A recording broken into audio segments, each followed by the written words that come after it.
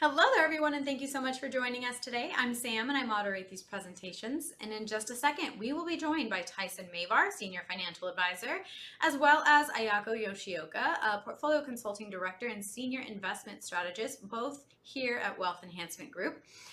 They're going to have a great discussion on the Social Security Fairness Act that was just signed into law earlier this year, and what that may or may not mean for your Social Security benefits.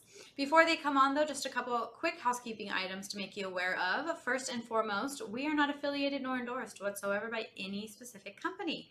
We are a completely independent group of financial advisors here, so please keep that in mind as you're listening along today. Second, if you'd like to make an appointment with Tyson or answer questions or cover any concerns you may have, you can use the link that's in the description box below to book a free 15-minute block of time to get those questions answered or concerns addressed.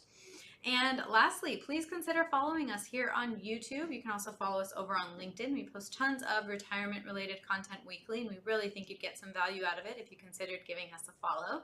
And if you do, thank you so much in advance. We truly appreciate it. And with all of that out of the way, we are going to jump right into it with Ayako and Tyson. Hi, everyone. Thank you so much for joining me today.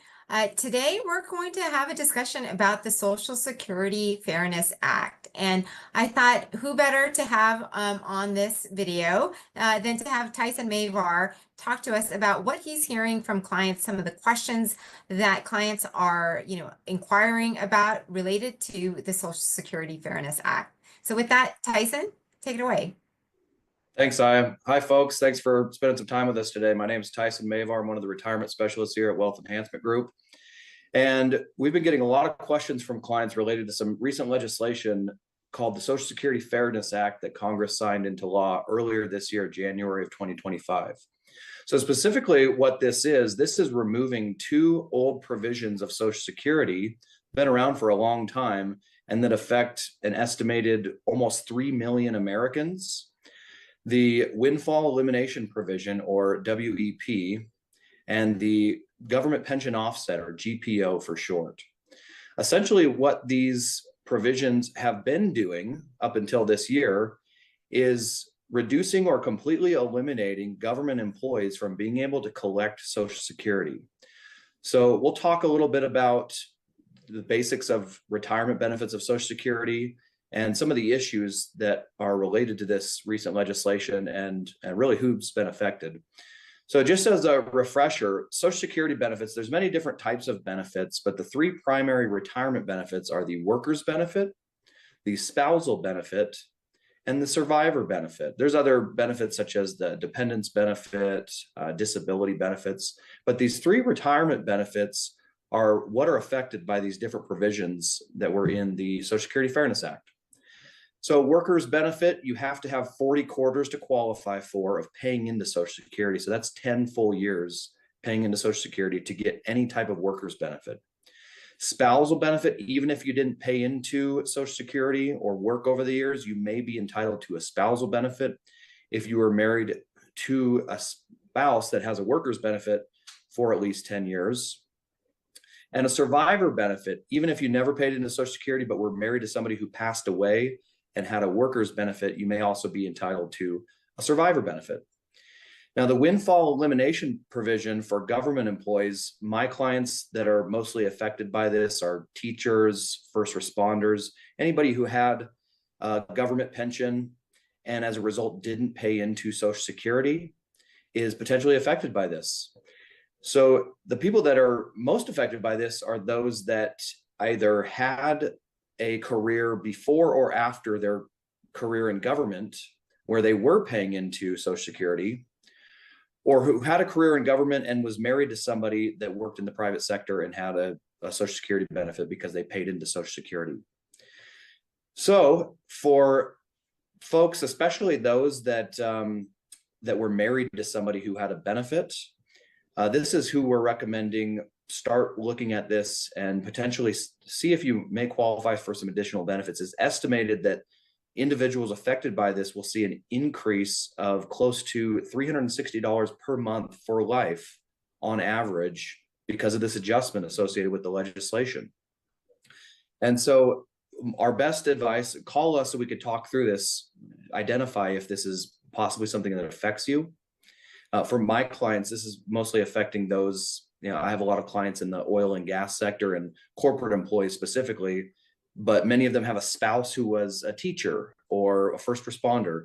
And especially if for a lot of folks that never thought they were going to get Social Security because they had such a big government pension, this is where we need to revisit this, because it's possible that you may already have qualified for a benefit, never elected it because you didn't think you were going to get one. And now you want to revisit the retirement plan and the Social Security strategy as a result of not only maximizing these benefits, but figuring out the timing of the election of benefits. Even if your husband or your wife already elected to start Social Security, we may want to revisit the plan to take your benefit, whether to take it immediately or continue deferring, which is a function of a variety of different issues related to your tax bracket status, your life expectancy and health issues, other income sources. There's a lot of factors here, but now is a great time to be revisiting this. And we've been answering a lot of questions, getting a lot of calls, whether or not you're a client of ours. Even if you already have an advisor, we encourage you to get a second opinion, have us run a retirement cash flow analysis for you. And within that cash flow analysis, we have a Social Security analysis, which I found to be a great exercise for people to really understand how much over your lifetime are we expected to collect from Social Security, as well as what are some of the timing issues. And we don't always know how long we're going to live or what the rate of return on our portfolio is going to be, what inflation is going to be. But we do our best to take an educated guess at that, to have the highest probability of getting as much money as possible out of Social Security. One last point I would like to make, because this is great for people that I believe should be entitled to this and have missed out on this. The Social Security Administration is also paying lump sums. Most of them have already gone out in March of 2025, retroactive back to the beginning of 2024. So missed benefits from last year.